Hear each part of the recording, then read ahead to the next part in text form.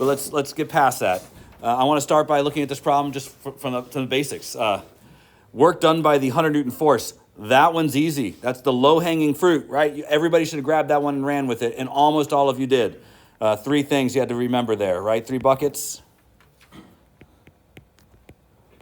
First bucket is how much force are we talking about here? We're talking about 100 newtons of force. Second bucket is how far did the box move because of the action of this force? 8 meters. And what was the part of the force that was in the direction of motion? That's the cosine part.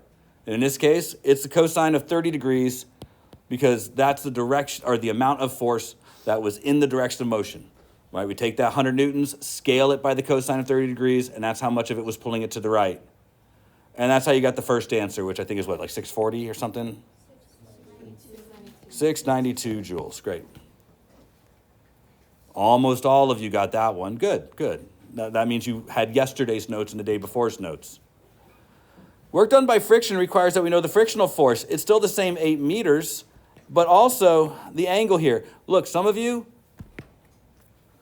I'm trying to see what you wrote there, Pierce, and I'm trying to look closely at your answers so I can try and reward you with credit. I'm not just calling out Pierce, though, but Pierce is an excellent example of I have no idea what he wrote there. So I should have clearly seen 180 degrees. This is supposed to be the fact that the frictional force is working against the direction of motion. That's going to make this answer negative. I'm looking specifically for that. And many of you did that. I was glad to see it.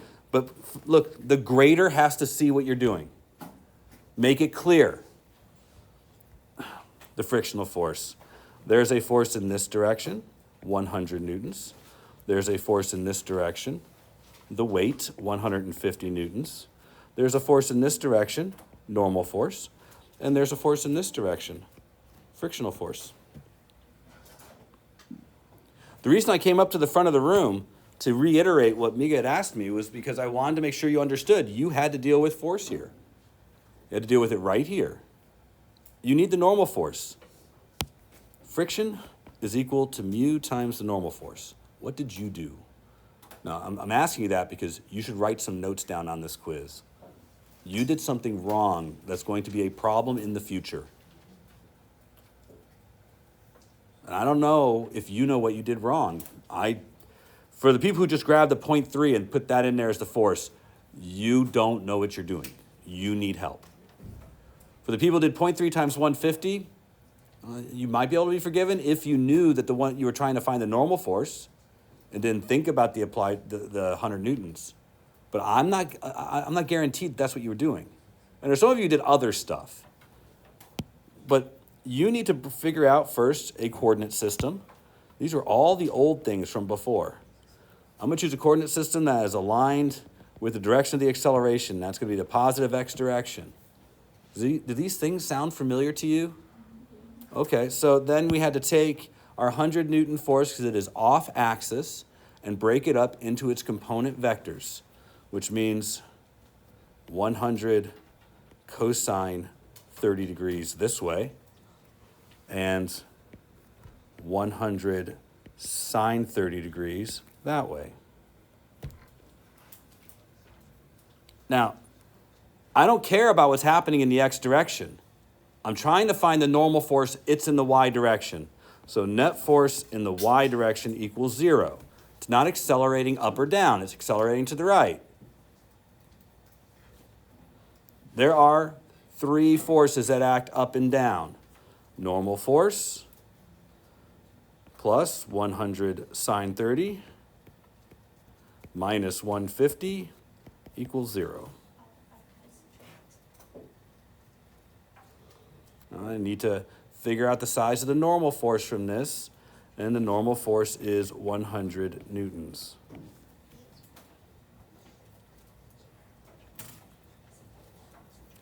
Now that you know the normal force, you can find the frictional force, which is 0.3 times 100, or 30 newtons.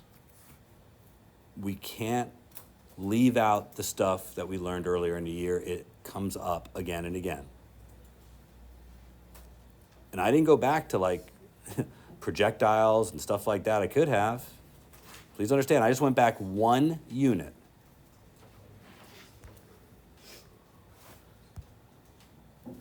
Put the 30 there. And then you'll find that this is, I think, negative 240 joules. A lot of you found out how fast the box was going. I never asked for that. You just had to add these two numbers up. And that was your answer. That was the change in kinetic energy. Yes, you could use that to figure out how fast the box is going. It was only 10 minutes ago, so I'm hoping you do. I people in first period use mu mg cosine theta here. Do you see a ramp? I don't see a ramp. That's my concern. Memorization often leads you to use things that are not really appropriate. Again, box is perched at the top of this ramp, coefficient of kinetic friction 0.3, it's 35 degrees, 5-meter ramp, 15-kilogram box. I want the work done by gravity, the work done by friction, and the net work done. This is not a quiz. Look, get your problems answered here. Get me over there if you don't know what to do. I would encourage you to take the low-hanging fruit part of this problem, get it done right away, and then the resolution of forces part. Make sure you can do it. Okay, look, I don't want to do this. I want to be very clear. And if you're the person who needs to hear this, you need to either A, organize your notes better, or B, and this is more important, remember that this is your next test. This is the stuff they're going to do.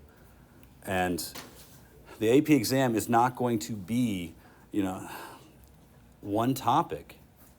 Remember, it's going to be a collection of things that you have to do. And it's going to include stuff from all of the different portions of our year. Now, the low-hanging fruit, the easy one, is the work done by gravity. We know the direction of gravity is downwards. We know the box slides down the table. That one doesn't require hardly any work because we have the force, we have the displacement, and we have the angle between them. That was all given in this problem. The force is down this way, and it's 150 newtons. That is the force of gravity. So for the work done by gravity, I start with the force of gravity. The box moved 5 meters, and all I need is the angle between the force and the displacement. It's not 35 degrees, but you can probably figure out this angle by using a little bit of geometry and know that it's 55 degrees. In order to do the next one, I need the frictional force. There is no way around it. I need the frictional force. The box still slides 5 meters, but until you resolve the forces, you don't have the frictional force.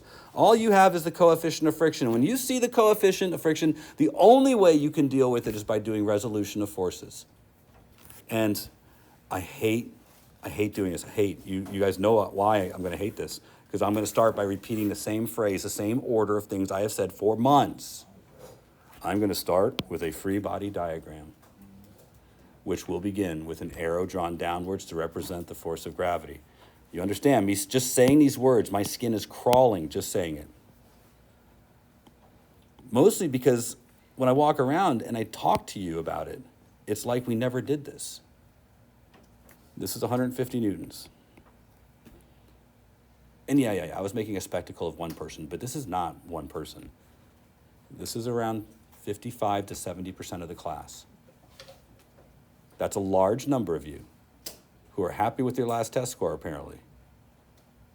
Now, I need to go through my list of forces, and I need to categorize them as we talked about in class. Is it in contact with anything? Yes. What's it in contact with? So I need to draw a force representing a normal force. Normal forces are perpendicular to the surface in contact. So that needs to be something like that.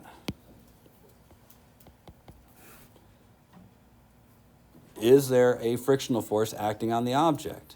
Yes, of course there is. But I'm asking it just like I did before. Friction has to be drawn so that it's perpendicular to the normal force. So it's either down the ramp or up the ramp. What do you think? Up the ramp. So I need to draw a perpendicular force to normal. That indicates it's up the ramp. That looks pretty perpendicular to me. Frictional force. Now, those are all the forces acting on the object. My next job is to place a coordinate system in here so that I can identify anything that is an off-axis component. So I'm thinking I'm going to line this up with the direction of the acceleration, just as we talked about in class many times before. I think those would be an appropriate coordinate system. What do you think? All right. Now I'm going to take my 150 newtons, recognize that this has to be 35 degrees because it's the angle between the weight and the normal force. And now I'm going to break up my 150 newtons into its component vectors, of which one of them is 150 cosine 35. This is the part, of course, I suggested that maybe you just memorize. That was not effective. mg sine 35. Now, that's the whole process up until the point where you say, is it a Newton's first law problem or a Newton's second law problem? And in the y direction, it's a first law problem. I don't really care about what's going down the ramp. I'm just trying to find the frictional force, which means I need to know the normal force. In this case, normal minus mg cosine theta equals 0, or normal equals 150 cosine 35 degrees. This is not the answer. This is just getting us the normal force. Friction is equal to mu times the normal force, or mu mg cosine 35 degrees. And let me just be honest with you guys. How many times have we written this down? Well, I know how many times I've written it down. I don't know how many times you've written it down. But a shrewd student would recognize every time there's a ramp with friction, that's the frictional force. A shrewd student, if they don't see the word derive, could realize they don't have to do any of this work. They know it's just a straightforward, standard ramp. They could probably use that to figure out the frictional force. But, do you remember this? To know when to use something. Have I stepped outside any of our discussion elements in this class? Have I brought up any new material here? And have we talked about this thoroughly? We have. I know this is hard. I don't ever say this isn't hard. I know this is hard. You've never had a class that's relied on you having to remember everything before, except for every foreign language you've ever took. Right? You can't just forget all the prepositions you learned last week and hope you can speak that language this week. All right, so I don't really want to spend any more time on this problem. All right, punching numbers in the calculator is not interesting. So you can do that. You figure out what this force is. You put it right there. You figure out the rest. And remember, in this case, 180 degrees. Punching numbers is not interesting enough for me to keep going. Is this recognition that if I start an object from a higher location, there seems to be something different about the object as it falls back to the ground. You know, let's imagine I have a shelving unit here. And I can place this box anywhere on the shelf I want. So, you know, I place the box here and it falls off the shelf, hits the ground. Or if I place the box up here and it falls off and hits the ground. Where's it most likely to break? If I place it at the midpoint or if I place it all the way at the top? You guys already know that, right? We just answered that. If I place it higher up, when it falls, when it reaches the ground, it's going faster. Now, we've talked about, you know, gravity and motion equations, but there's something else here. To get the box to a higher location, you had to apply the force over a longer distance. You had to do more work on the box. Does that make sense? So we know that in the case of just lifting the box, the force I have to apply is just whatever, the weight of the box. If I want to lift it, I have to push up with the weight. But how high I lift it has a direct relationship to how much work I do. Interestingly enough, if I can put that box on the shelf and carefully seat it there, well, the box is there all the time. It could fall off the shelf at any moment. Maybe I could just give it a little push and it'll fall off the shelf. I'm saying this because there's something now different about the box. When the box is on the floor, it has no chance of falling off the floor, right? I'm pretty confident it'll stay there. But when the box is up here, there's a chance it could fall. I say this because the box has something new. It has the potential to do work if it falls. Imagine that there's a Christmas ornament right here, if you know what those things are and you celebrate that kind of thing. Right? It might break the Christmas ornament. It's probably sure to break the Christmas ornament if I can get it higher up.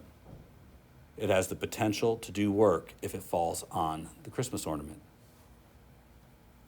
This word potential is going to be used to describe another form of energy, of which there are lots of different types.